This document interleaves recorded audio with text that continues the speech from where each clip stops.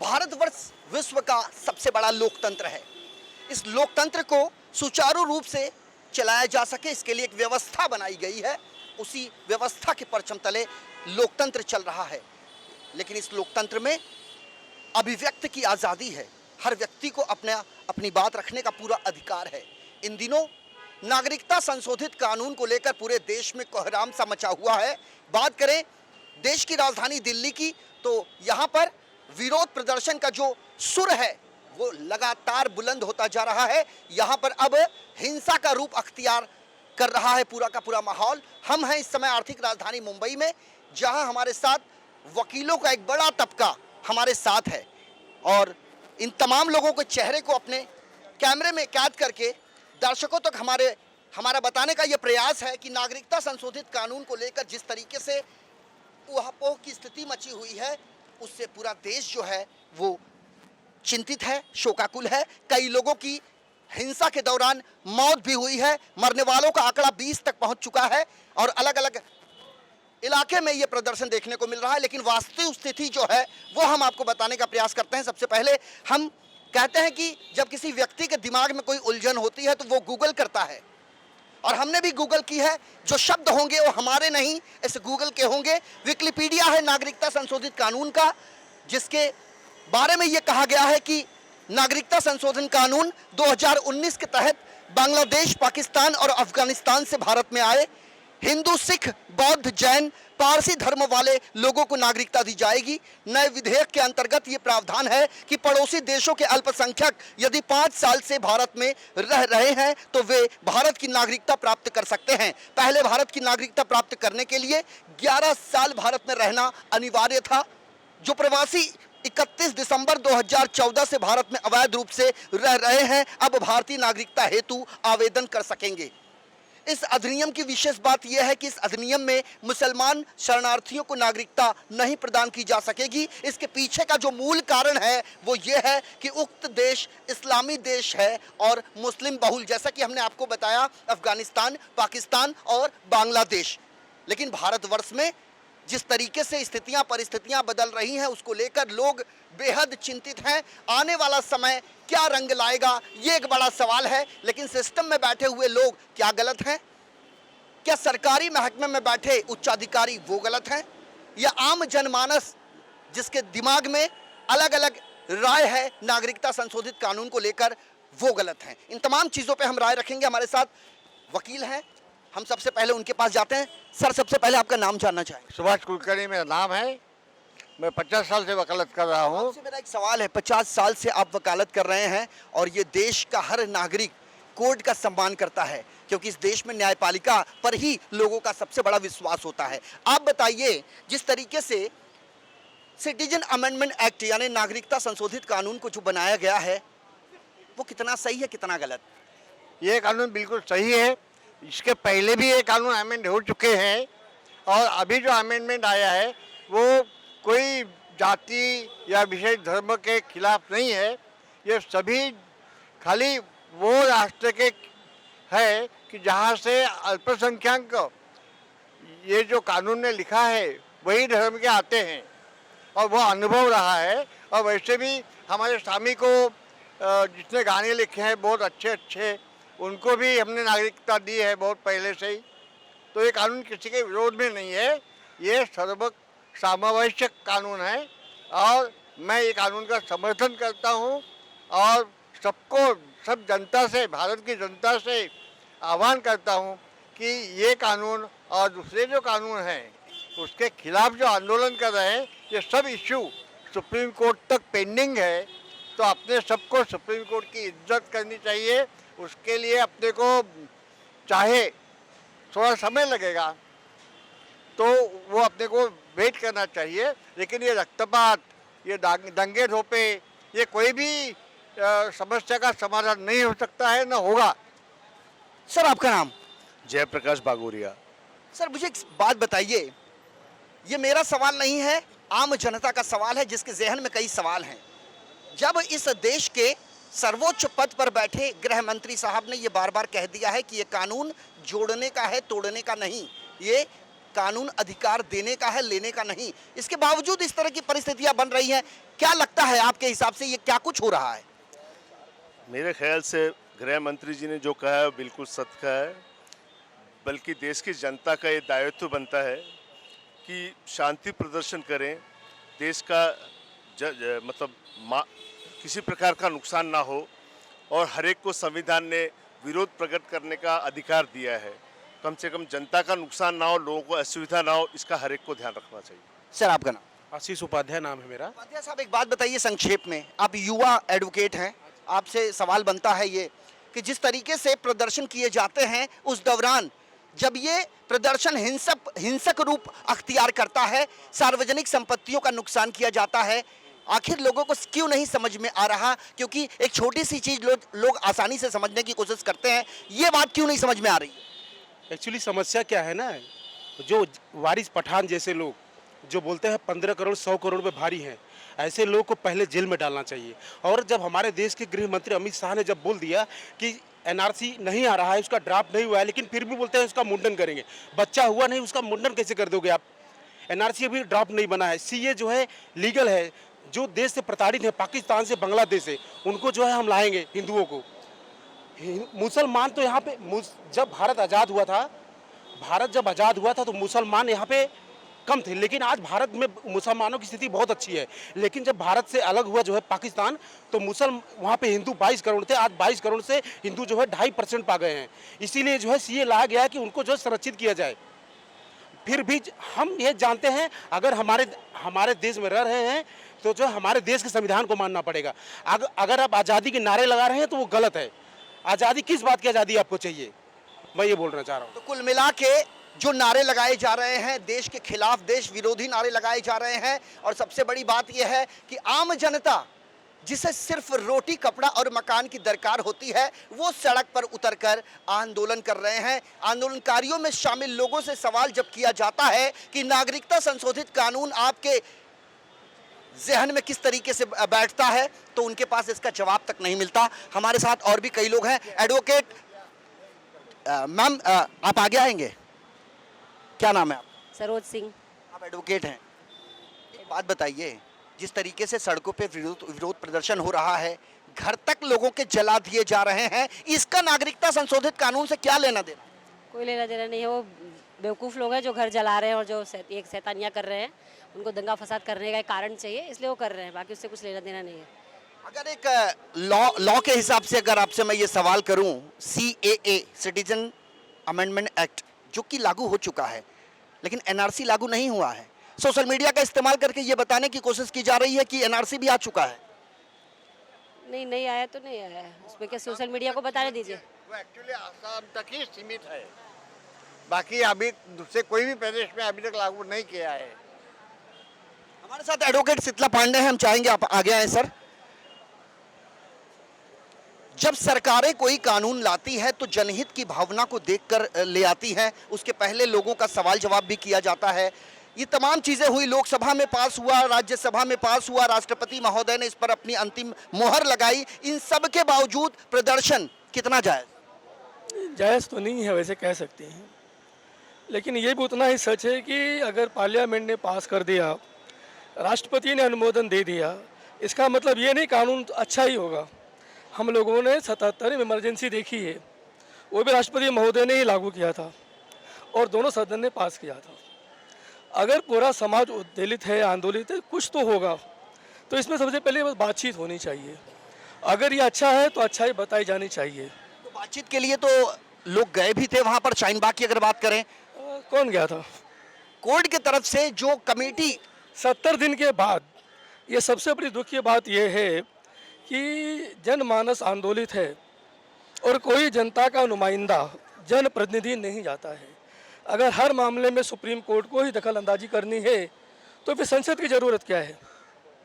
70 दिन बाद अगर संसद जो है सुप्रीम कोर्ट ने 70 दिन में किया, क्या वो 7 दिन में हमारा शासन नहीं कर सकता था? जनता को उन जनप्रतिनिधियों से ये सवाल नहीं करना चाहिए जिनको उन्होंने चुनकर संसद तक पहुंचाया है? बिल्कुल करना चाहिए, बशर्ते कि वे उन्हें उपलब्ध होना चाहिए। आप चुनाव प्रचार के लिए उपलब्ध होते हैं, आप वोट मांगने के लिए उपलब्ध होते हैं, लेकिन इतने गंभीर विषय पर उपलब्ध नहीं होते हैं। यही देश का दुर्भाग्य है। यही देश का दुर्भाग्य है। सर जी, मैं एक संक्षेप में एक बात आपसे पूछना चाहता हूं सर। न्यायपालिका को, जैसे कि एडवोकेट शीतला पांडे सर ने कहा कि बार बार सुप्रीम कोर्ट को ही इसमें इंटरफेयर करना पड़े, ऐसी स्थिति परिस्थिति क्यों निर्माण होती है? थोड़ा सा आप अपने शब्दों से दर्शकों को ये बताने का प्रयास करें कि ये जो कुछ भी हो रहा है वो सही है या गलत। देखिए, जो हो रहा है वो एकदम से गलत है। आज अगर हमको हमारे देश के संविधान के ऊपर विश्वास नहीं है, हमारे देश के चुने हुए प्रतिनिधि के ऊपर विश्वास नहीं है, और अगर पब्लिक ये बोलती है कि भाई हमको, उनका सरेआम ओपनिंग चैलेंज है कि हमको किसी सरकार के ऊपर विश्वास नहीं है, कानून के ऊपर विश्वास नहीं है, तुम जब तक ये हटाओगे नहीं तब तक हम नहीं हटेंगे। सर, पूरे देश के लोकसभा निर्वाचन क्षेत्र की यदि बात करें तो लोकसभा चुनाव के दौरान हर प्रतिनिधि चुनाव प्रचार के दौरान अपने अपने इलाके में जाता था। क्या इस समय वो वक्त नहीं है? क्या वोटिंग ही इंपॉर्टेंट समय था, ये समय इंपॉर्टेंट नहीं है उनके लिए? देखिए, सबके लिए सब इम्पोर्टेंट समय है, प्रतिनिधि की बात अलग है। ये लोग मिलना ही नहीं चाहते, उन लोग ब्लैकमेल कर रहे हैं वहाँ पे कि हमको अगर ऐसा नहीं करोगे तो हम यहाँ से हटेंगे नहीं। ये ब्लैकमेलिंग है, इसको दूसरा कुछ कहने की बात ही नहीं उठती है। अगर नॉर्थ ईस्ट की बात करें, दिल्ली की, तो यहाँ पे अब हिंसा हो रही है, 20 लोगों की जान जा चुकी है। ये अब ताकत दिखा रहे हैं कि हम क्या कर सकते हैं। हिंसा का मतलब हो गया कि ताकत दिखा रहे हैं, आग लगा रहे हैं कि अगर हमारी बात नहीं मानोगे तो हम सबको खत्म कर देंगे, सब आग लगा देंगे, सब जनता को खत्म कर देंगे। ऐसी चीज़ें नहीं होनी चाहिए हमारे प्रजातंत्र में। प्रजातंत्र में जब प्रधानमंत्री, गृह मंत्री आश्वासन दे चुके हैं तो आपको विश्वास करना चाहिए, और नहीं तो हमारे यहाँ सर्वोपरि कोर्ट है, न्यायालय है, सुप्रीम कोर्ट में मैटर विचाराधीन है। सुप्रीम कोर्ट के प्रतिनिधि भी आए वहाँ पे, उनको भी आप लोग ब्लैकमेल करने की बात किए हो, तो सुप्रीम कोर्ट पे भी अगर आपको विश्वास नहीं है तो इस देश के ऊपर किसके ऊपर विश्वास करोगे आप? सर, सिचुएशन बहुत क्रूशियल है, तो ऐसे में होना क्या चाहिए? बातचीत से समझौते की कोशिश करनी चाहिए। क्या पुलिस की कार्यशैली पर भी सवाल? अगर पुलिस अगर ठीक ठाक होती तो नौबत ही नहीं आती। दरअसल हम दिल्ली की बात करें तो वहाँ पे कानून व्यवस्था और वहाँ की पुलिस पूरी तरह से फ्लॉप है। अब सवाल ये है कि भाई 70 दिन तक क्यों कुछ एक्शन नहीं हो रहा है? ठीक है, रास्ता उन्होंने रोका हुआ है, गलत कर रहे हैं, सब ठीक है, तो उन्हें हटाने के लिए प्रयास क्या हो रहा है? ना कोई पुलिस वाला जा रहा है, ना गृह मंत्री जा रहा है। अब गृह मंत्री पे प्रधानमंत्री भरोसा करें तो कैसे करें? संसद के अंदर हमारे गृह मंत्री जो है वो क्रोनोलॉजी समझा रहे हैं, और रामलीला मैदान में प्रधानमंत्री का कुछ हो ही नहीं रहा है। अरे कम से कम प्रधानमंत्री हमारे गृह मंत्री को समझा लें कि भाई हो रहा है कि नहीं हो रहा है, जनता बाद में अपने आप समझ लेगी। देखिए, ऐसा है कि लोकराज जो है, लोकराज से चलता है। अगर आपके 1000 लोग भी 70 दिन से सड़क बैठे हैं तो ये नैतिक दायित्व है प्रधानमंत्री का कि वहाँ जाएं, पूछें समस्याएं क्या है। लोकराज लोकलाज से डरता है। बिल्कुल चलता है। बहुत बड़ी बात इन्होंने कही है, लोकलाज होना बहुत जरूरी है। जी जी सर, मैं ये कहना चाह रहा हूँ, जब देश के गृह होम मिनिस्टर अमित शाह जी ने बोल दिया कि जो है इससे कुछ नुकसान नहीं होगा, क्या देश के गृह मंत्री पर उनको भरोसा नहीं रहा है?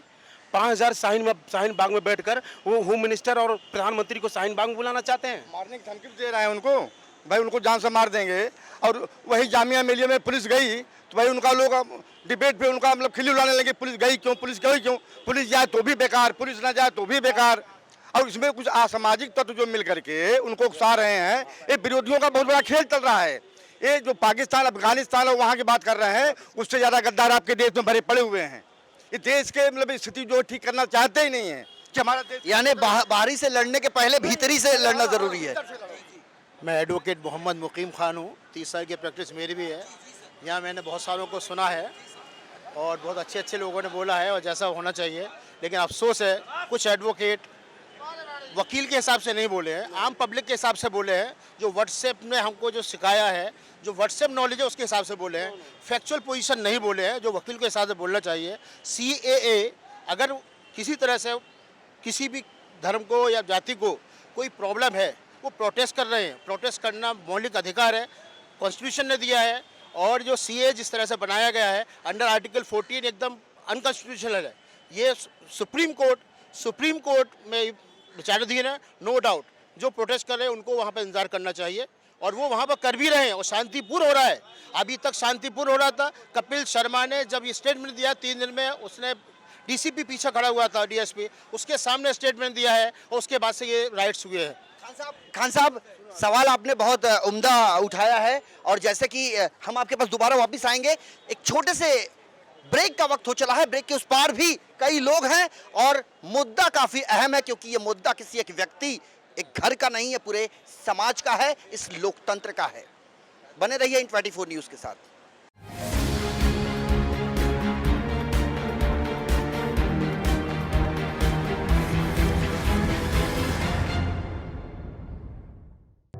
अगर आप बीमार हैं और उम्मीद खोते जा रहे हैं तो जुड़िए नवजीवन से। बताना चाहता हूँ कि आप ये दवा लीजिए, इससे आपके शरीर को भी आराम पड़ेगा, आपके जो डिसीज़ हैं, बीमारी है, उसमें भी काफ़ी फ़र्क पड़ेगा, जैसा मुझे फ़र्क पड़ा है। आरटी डोज में पूरा हमारा पेशेंट पूरा नॉर्मल है, अच्छे कंडीशन में है। All the parents who have special kids all over the world to try out scientist Munir Khan's medicine.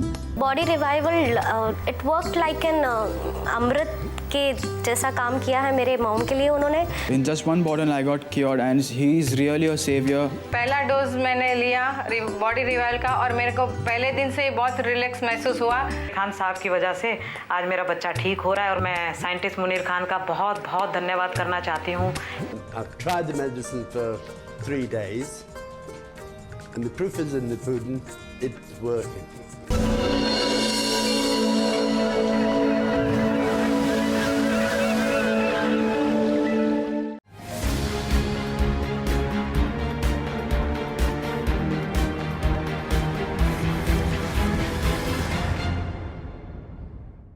Break के बाद हमारे इस खास पेशकश में आपका स्वागत है। हम आर्थिक राजधानी मुंबई की धड़कन कहे जाने वाले बांद्रा पूर्व के इस न्यायपालिका के बाहर खड़े हैं और यहाँ पर हमारे साथ वकीलों का एक बड़ा तबका उपस्थित है, मौजूद है और अपनी अपनी बातों को इस कैमरे के सामने रखने का प्रयास भी कर रहा है। और हमारा मकसद किसी की भावना को आहत करना नहीं है, किसी की भावना को चोट पहुंचाना नहीं है। जो वास्तु स्थिति है, चूंकि इन 24 न्यूज़ के माध्यम से हम भी ये अपील करना चाहेंगे, अपनी बातों को रखने का सभी को अधिकार है, लेकिन उसका पैमाना कैसा होना चाहिए। क्या सरकारी संपत्तियों का नुकसान करना उचित है? क्या किसी मकान को आग लगा देना जायज़ है? क्या किसी पर जानलेवा हमला करना ये इंसानियत है? यदि हम अपने अधिकार की बात करते हैं, जो हमारा एक मौलिक अधिकार है, यदि हम उसकी बात करते हैं, तो इसमें मारपीट, आगजनी, तोड़फोड़ ये कहां से आ गई? कौन है ये लोग? ये क्यों इस पूरे के पूरे मामले को दंगा का रूप देना चाहते हैं? हमारे साथ एडवोकेट खान, जो कि ब्रेक पर जाने से पहले अपनी बात ये रख रहे थे। इनका ये कहना है कि वकील तो हैं यहाँ पर, लेकिन कुछ वकील यहाँ पर व्यक्तिगत अपनी बात रख रहे हैं। हम अपील करेंगे कि आप व्यक्तिगत बात ना रख के, जो एक जनता को ये बात आसानी से समझ में आ सके कि वास्तविकता क्या है, ये आप जरूर रखें। जी खान साहब, एक बात बताइए, हिंदुस्तान के चाहे हिंदू हो, चाहे मुस्लिम हो, चाहे सिख हो, ईसाई हो, किसी भी जाति धर्म मजहब के लोग हो, उनके लिए ये कानून नहीं है। जब ये चीज स्पष्ट हो चुकी है तो क्यों ये विरोध प्रदर्शन? देखिएगा, अभी तक सीए को एक्चुअली मुसलमानों से जोड़ दिया गया है। मुझे बड़ा अफसोस है, लोगों ने सीए पढ़ा ही नहीं है। आज जो यहाँ पर 5 साल से पहले जो लोग रह रहे हैं, अगर उनके पास अपने माँ बाप का प्रूफ नहीं है, वो मेरे भी माँ बाप, मेरे भी रिश्तेदार हो सकते हैं जो गाँव में हैं, पढ़े लिखों को कोई प्रॉब्लम नहीं होने वाली सीए में।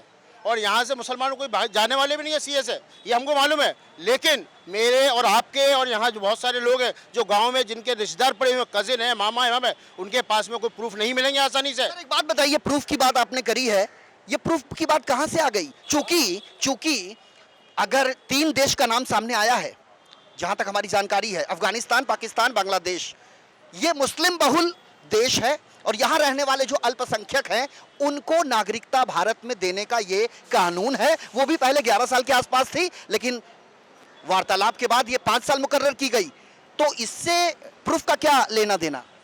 पहली बात तो आप ये लीजिए कि इन्होंने जो 6 जो रिलीजन को शामिल किया है, आप ज्यूज़ को भूल गए, क्रिश्चियन का भी बहु मेजोरिटी के साथ में उनका कंट्री, उनके खुद के मुल्क हैं, वो भी उनको वहाँ भेज सकते थे। उनको जानबूझकर किसी एक रीजन को अलग करना, ये पहले तो उनका मंशा बताता है कि डिस्टर्ब करना है दूसरों को। और असली आप भी बता रहा हूँ, मैं भी हम लोग मुसलमान इसलिए डरे हुए नहीं हैं कि हम लोग बाहर हो जाएंगे। हम लोग संविधान की हिफाजत के लिए जो लोग उतरे हैं वो संविधान की हिफाजत के लिए उतरे हैं। हम ट्रिपल तलाक पे भी नहीं आए। हम जो है ये जितने भी अभी आए हैं मुस्लिम के अगेंस्ट में जो शरीयत लॉ और इसके लाने, हम सिविल कॉमन सिविल कोड की भी हम मुखालफत नहीं करते। हमको मालूम है कॉमन सिविल कोड में मुखालफत करना मुसलमानों के लिए बहुत बेवकूफ़ी होगी, क्योंकि कॉमन सिविल कोड उससे ज़्यादा तो हमारे दूसरे भाइयों के साथ में है, जो आदिवासी लोग हैं, जो दलित हैं, जो आपके साउथ इंडियंस हैं। आप उनके साथ में उनके यहाँ पर जब सिविल कोड लगाएंगे, उनके यहाँ पर तो मामा भांजी की शादी हो जाती है। आप कैसे किस तरह से लागू कर पाएंगे? बात बताइए, क्या मुसलमानों के जहन में अलग अलग की धारणा नहीं बनाने का प्रयास किया जा रहा है? मैं आपकी बात से बिल्कुल मुत्तफिक हूँ कि कुछ लोग, कुछ नेता लोग, चाहे वो मुसलमानों में हो, ओवैसी हैं और ये है, ये लोग जो है एक पोलराइज वोट की राजनीति कर रहे हैं। और ये जो कर रहे हैं ये आगे आने वाले देश के लिए बहुत ही ज़्यादा ख़राब है, और ये इसके लिए नहीं है, तमाम नागरिकों के लिए ख़राब है। दरअसल मुस्लिम युवाओं से क्या अपील करेंगे आप?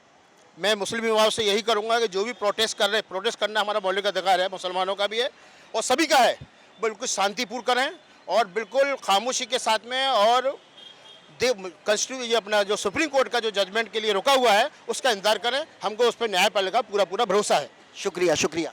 मैं इन 24 न्यूज़ के माध्यम से यही कहना चाहूँगा कि अब शाहीन बाग मत बनने दीजिए। शाहीन बाग अगर है तो उसको हटाइए अब। क्यों? क्योंकि कल चांद बाग ऐसे 5 बाग जो बैठे थे उनको एक्शन लेकर ही हटाया गया है, नहीं तो हटते नहीं। अरे जब हम इस देश के गृह मंत्री पर नहीं भरोसा करेंगे, किस पर भरोसा करेंगे? और सबसे बड़ी बात यह है कि जब कोई कानून बनाया जाता है तो उसके पहले लोगों को बताया जाता है कि ये कानून किस प्रकार का है। पांडे साहब, क्या कमी कहाँ रह गई? कानून तो लाया गया, क्या कानून लाने के पहले लोगों को समय रहते जानकारी नहीं दी गई? कहीं ऐसा नहीं लगता आपको? देखिए, दरअसल ये जो कानून है, इस कानून से नफ़ा नुकसान कहीं नहीं है। सिर्फ ये एक वोट की राजनीति है। सिर्फ जो अपने वोट बैंक हैं उन्हें सिर्फ दिलासा दिया जा रहा है, भाई देखो कैसे हम इनकी 12 बजा रहे हैं।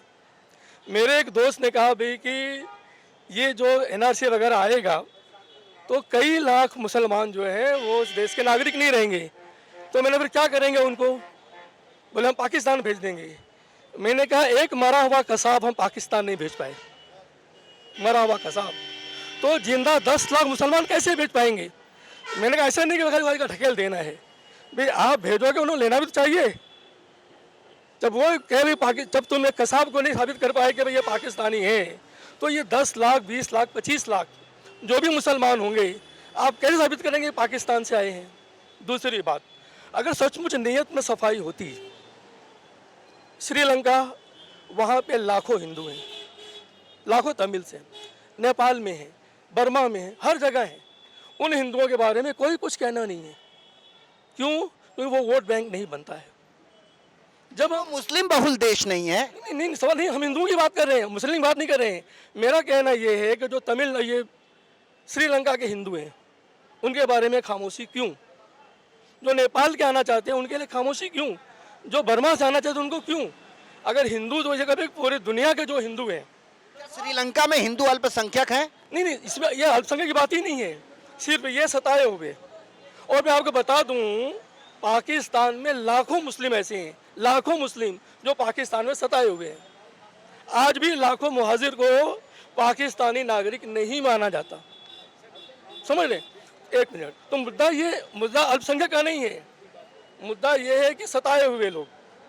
हमारा कानून ये कहता है कि जो हिंदू सताए हुए होंगे उन्हें हम नागरिक देंगे। अब ये जो लाखों मुसलमान पाकिस्तान में सताए जा रहे हैं वो कहाँ जाएंगे? ये लाखों मुसलमान जो पाकिस्तान में सताए जा रहे हैं, ये आंकड़ा कहाँ से मिला आपको? दुनिया जानती है। जो हिंदुस्तान से गए हुए, एक मिनट, जो हिंदुस्तान से गए हुए मुसलमान थे, पाकिस्तान में मुसलमान मानते ही नहीं है। आज उन्हें मुजाहिर कहा जाता है, मुहाजिर कहा जाता है। और मुहाजिर की अपने एक इंटरनेशनल संस्था है और उसका हेडक्वार्टर इंग्लैंड में है, क्योंकि पाकिस्तान में रह करके वो अपने हकों लिए नहीं लड़ पा रहे हैं। सताए हुए हर जगह हैं। आपको ऐसा नहीं लगता है? क्या आपको ऐसा नहीं लगता कि हिंदुस्तान में हिंदू सताए हुए हैं? ऐसा नहीं लगता? क्या आपको ऐसा भी नहीं लगता कि यहाँ के जो लोग हैं, कुछ लोग ऐसे हैं जो अपनी बातों को, जो इस सब्जेक्ट से उनका दूर दूर से कोई लेना देना नहीं है, उसको जबरदस्ती इसमें अटैच करने की कोशिश कर रहे हैं?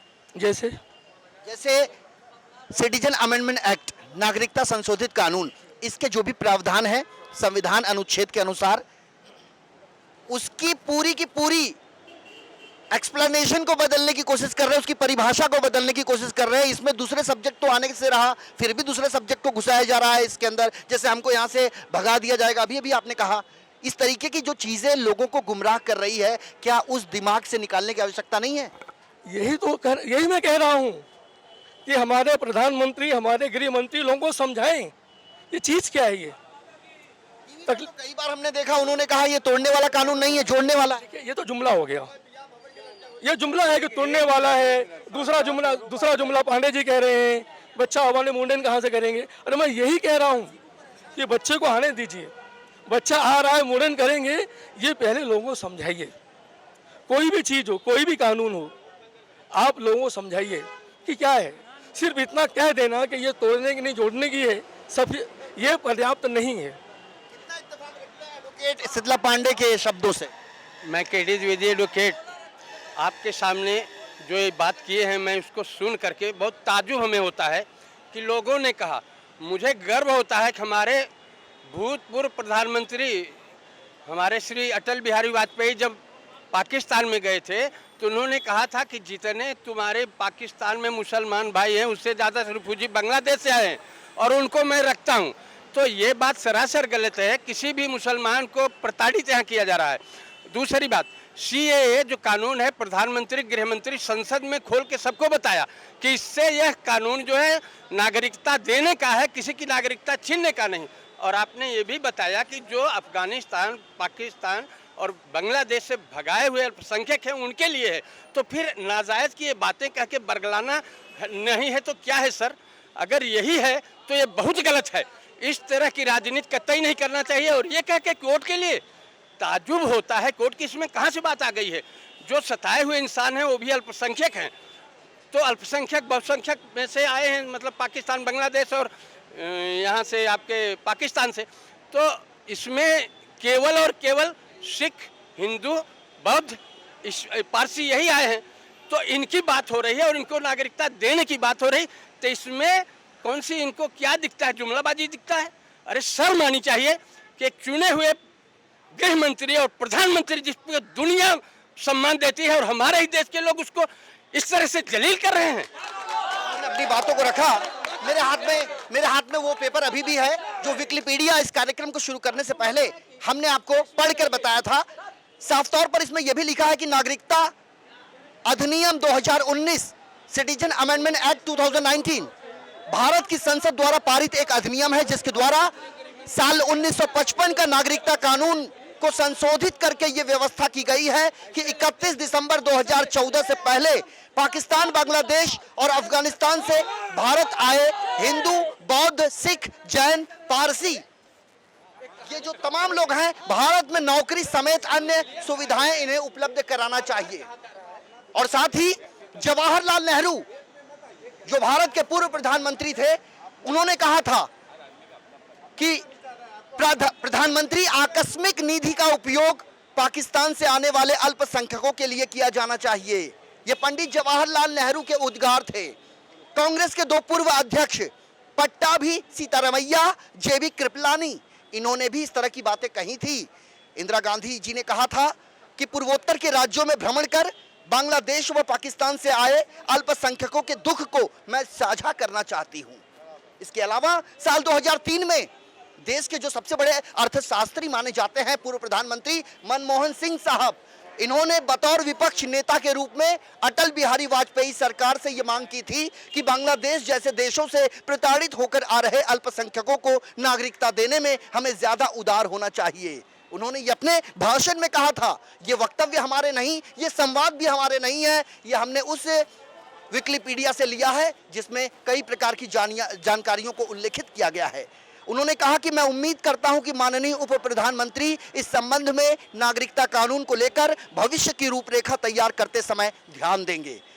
सिंह साहब जब साल 2003 में भाषण दे रहे थे तब उच्च सदन में आसन पर उप सभापति नजमा हेपतुल्ला बैठी थी।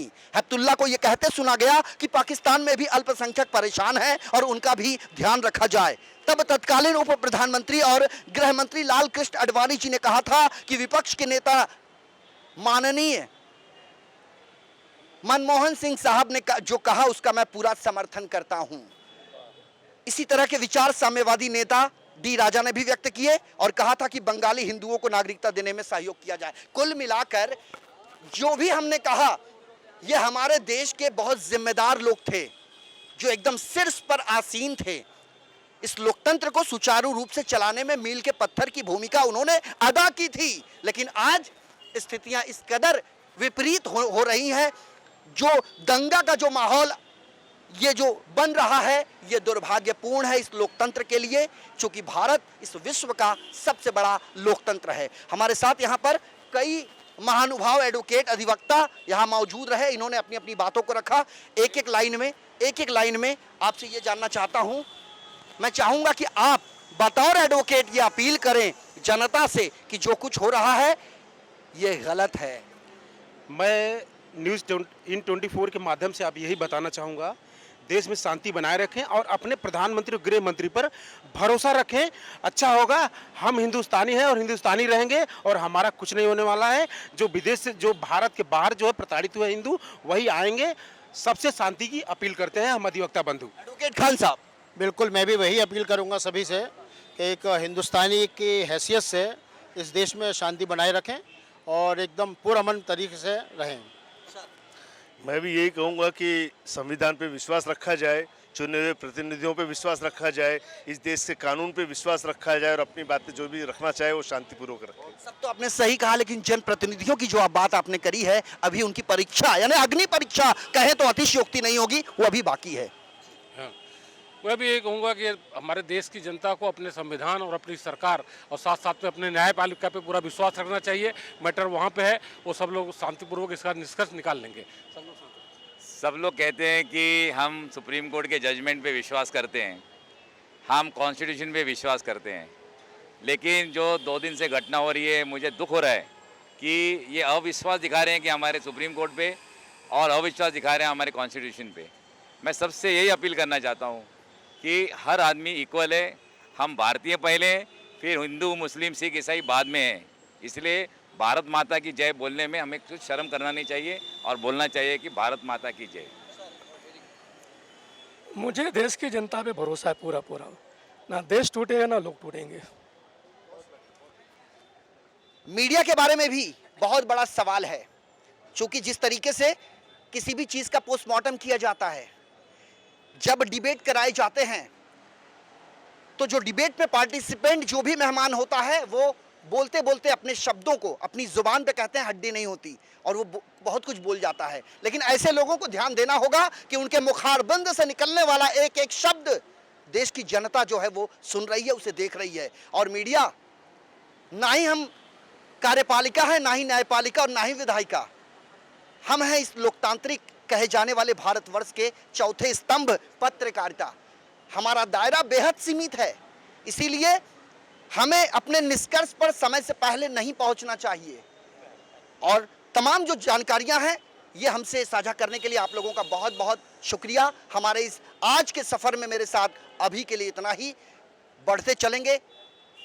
मंजिल दूर है, लोगों के दिमाग में ये बैठाना भी उतना ज़रूरी है कि जब कानून बनाए जाते हैं तो आपकी भावनाओं को आहत करने के लिए नहीं, बल्कि आपकी सुरक्षा को देखते हुए, आपके विकास को देखते हुए, इसलिए आपको भी विश्वास करना बेहद ज़रूरी है। और माहौल को समझे, किसी के बहकावे में ना आए, सोशल मीडिया पर ऐसी कोई टिप्पणी ना करें जिसके बारे में आपको जानकारी नहीं है, चूँकि आधी अधूरी जानकारी विष यानी गरल के समान है। तो वीडियो जर्नलिस्ट देवानंद सिंह के साथ संजय मिश्रा को दीजिए इजाज़त। नमस्कार।